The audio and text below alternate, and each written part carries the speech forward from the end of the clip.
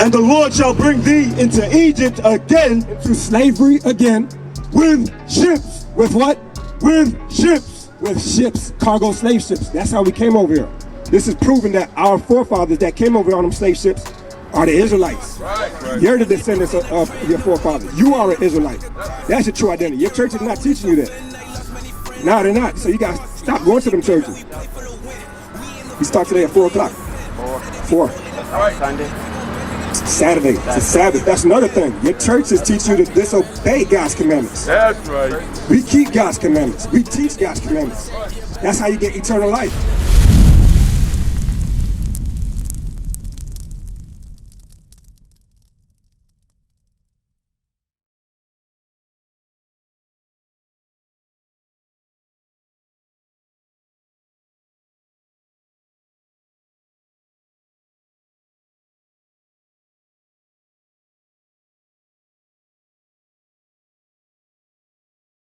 Right. So we're going to show you that, you probably never heard this in church, that slave ships is in the Bible. We're going to read that curse put upon our forefathers for breaking his commandments. Right. Verse 68.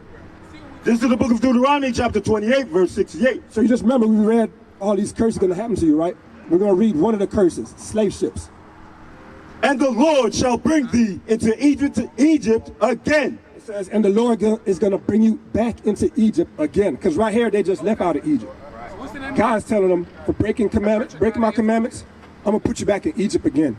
What were the Israelites doing in Egypt? What was their position under Pharaoh? Slave. Right. So God is saying, I'm going to bring you back into slavery again. I'm going to bring you back into Egypt again, meaning slavery again with what? Let's see.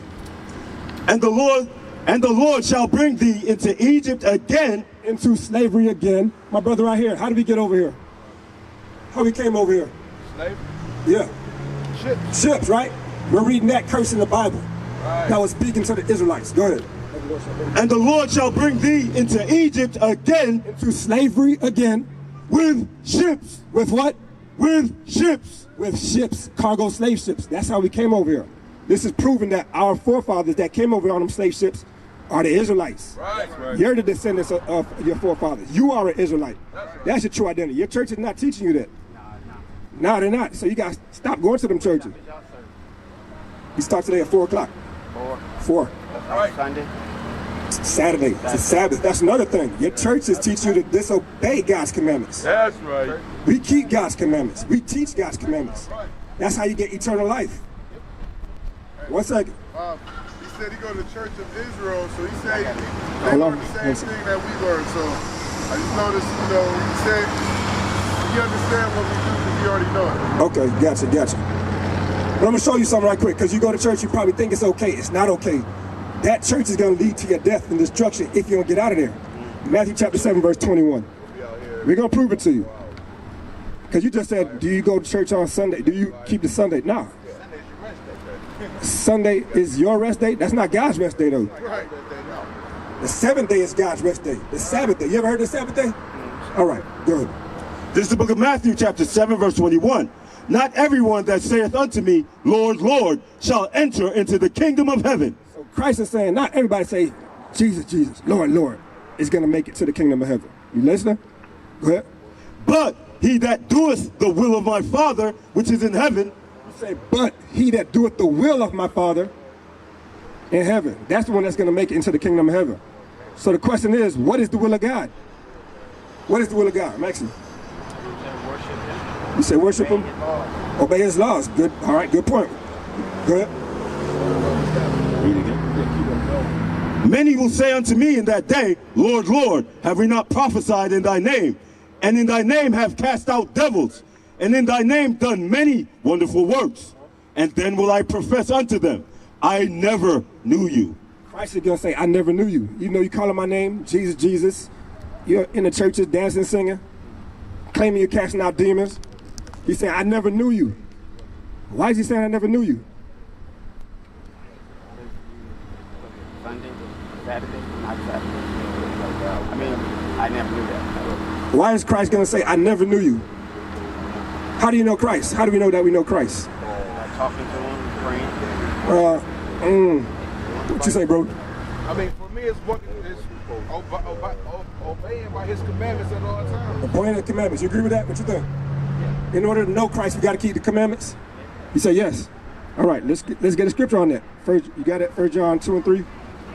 He said, I never knew you. Even though you're saying my name, Jesus, Jesus, I never knew you. Let's see why Christ was going to say, I never knew you. This is the book of 1 John, chapter 2, verse 3.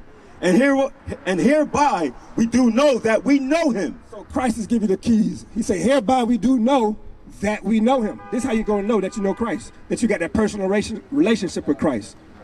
If we keep his commandments. If what? If we keep his commandments. He that saith, I know him. So if you say, I know Christ, and keepeth not his commandments, is a liar. So that's how serious keeping the commandments is. If you say you know Christ and you ain't keeping the commandments, you're a liar. So this includes the Sunday pastor, because he's teaching Sunday when the Bible say, keep the Sabbath day holy. Let's get that. Exodus 20, verse 8. I gotta go. Y'all start at 4. We start at 4. We got to contact him on the back. But hold on. Where you going? I gotta go. I got to pick up somebody. I've got the gas. I didn't get my gas, but I got to pick up somebody and take them home. All right, let me show you the Sabbath day right quick. That's it. This is the book of Exodus, chapter 20, verse 8. Remember the Sabbath day. God said what? Remember the Sabbath day. God said remember the Sabbath day. Who taught us to forget the Sabbath day? Pastors. And where they learned it from? And where they learned it from? The slave master, your enemy. He's the one who told you forget the Sabbath day. But God say what? Remember the Sabbath day to keep it holy. 6 days shalt thou labor and do all thy work. But the 7th day is the Sabbath of the Lord thy God. In it thou shalt not do any work. So the Sabbath day we're commanded not to do any work. We're also commanded on the Sabbath day. That's the day we got to congregate, not Sunday. When you're keeping Sunday, you're doing the traditions of men, not the commandments of God. So you got to get out that church because he's not teaching you God's laws. All right, call us, bro. We got also videos on YouTube, all right? All right. He said the Sabbath is on Wednesday. He said the Sabbath's on Wednesday. And the true image of Christ for this brother. Okay. Or dinner. All right, come on. You say the Sabbath day. So you sound like you're not sure what day the Sabbath day is on. All right, that's all right. We're going to read it for you. Hold on, what is the answer? What day is the Sabbath? I mean, I want to say it's Saturday, but I know I'm probably getting mixed up, so I'm going to listen to you when you drop.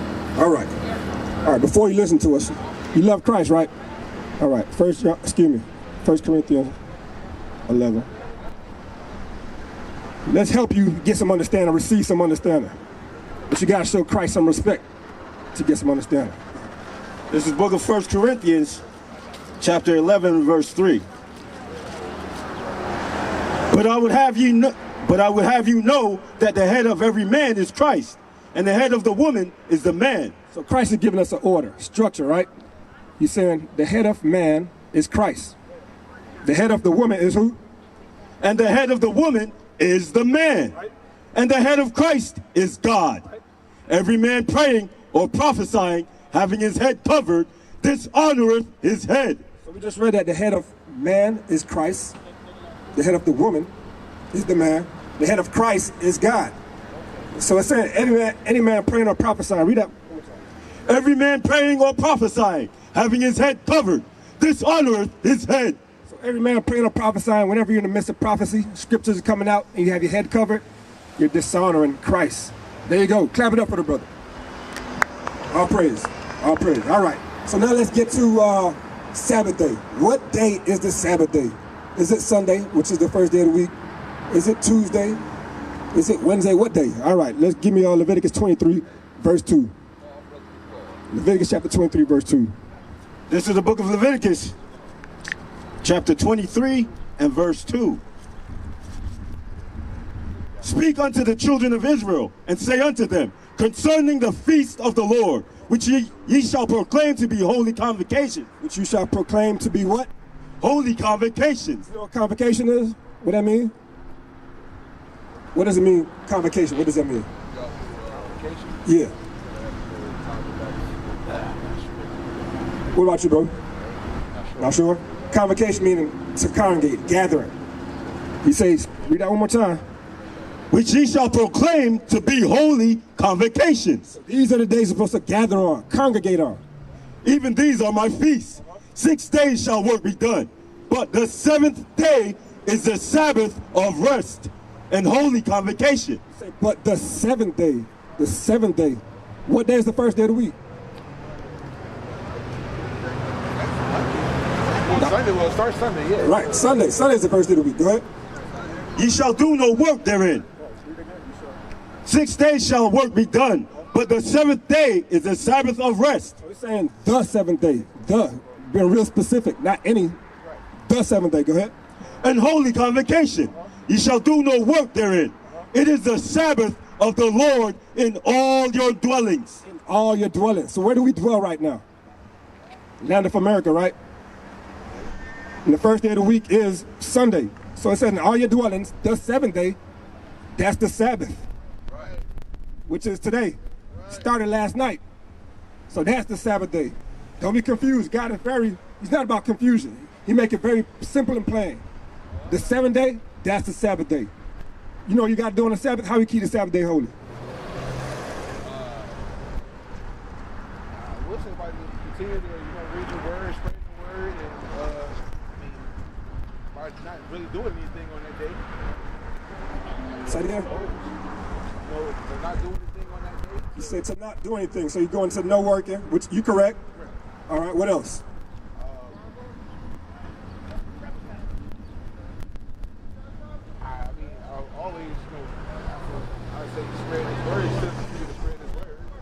All right. You say you went to you're going to an Israelite church.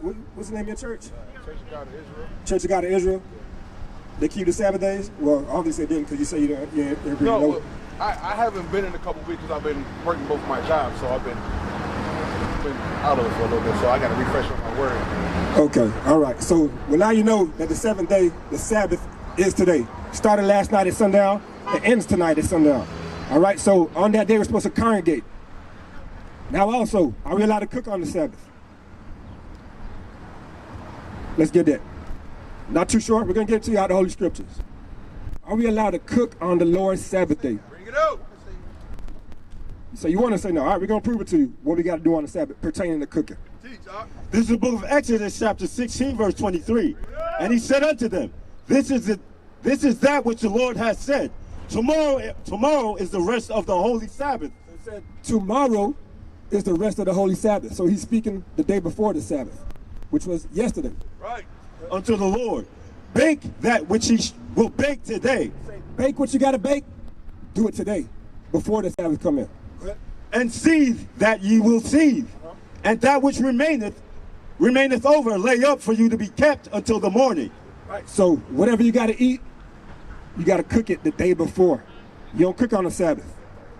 Exodus 35:3. We're not allowed to cook on the Sabbath. This is a part of keeping the Sabbath day holy. No cooking. God said whatever you got to bake, whatever you got to boil, whatever you got to cook, do it the day before and keep it up for the next day. That way you can eat the next day. This is the book of Exodus, chapter 35:3. Ye shall kindle no fire throughout your habitations upon the Sabbath day. So kindle no fire meaning no fire to cook on the Sabbath day. No cooking on the Sabbath day. Right. So we just went over no working, no cooking. You got to congregate, right? What's one more thing we can't do on the Sabbath? I'm gonna help you out. Are we allowed to buy and sell on the Sabbath? Are we allowed to go shopping? Say, you sure? I'm asking you, gotta be strong or wrong, yes or no? I would say no. You say you would say no, so you're not too sure. All right, we're gonna clarify it out in the Holy Scriptures. All right. This is the book of Nehemiah, chapter 10, verse 31. And if the people of the land bring ware or any victuals on the Sabbath day. If the people of the land bring ware or victuals, these are stuff you can buy and sell on the Sabbath day. To sell, that we will not buy it of them on the Sabbath or on the holy day. And that we would leave the 7th year. Right. So we should not be buying and selling on Sabbath day.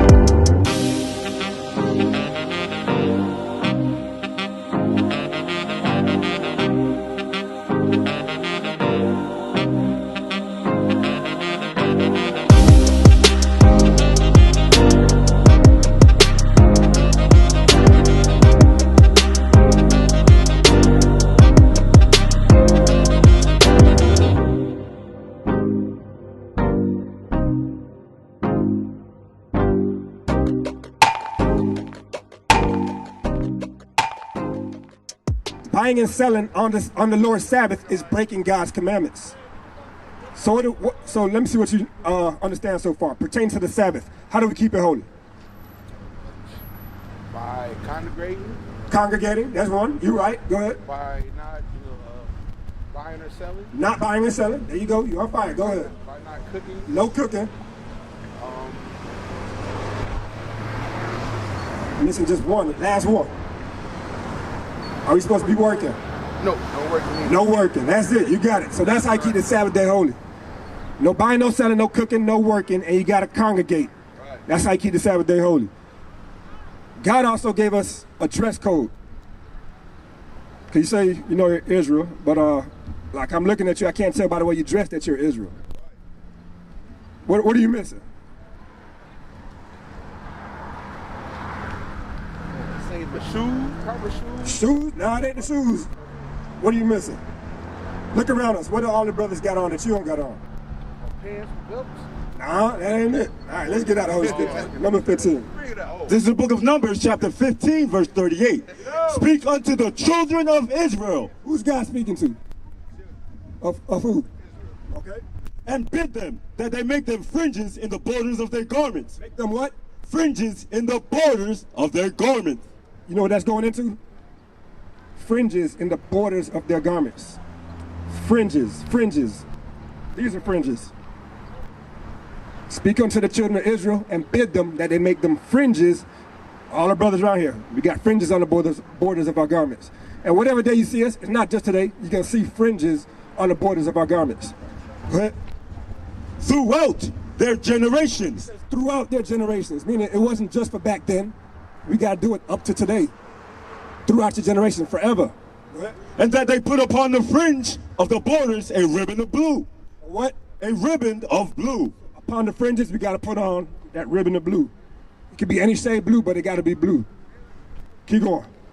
And it shall be unto you for a fringe, that ye may look upon it, and remember all the commandments of the Lord, and do them. Right, so this is a constant reminder to keep God's commandments.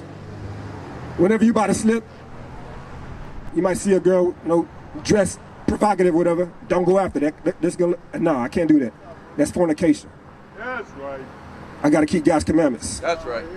You might have forgot it was a Sabbath day. You look down. Hey, I got to keep the Sabbath. Right. Keep going. That you may look upon it and remember all the commandments of the Lord, and do them.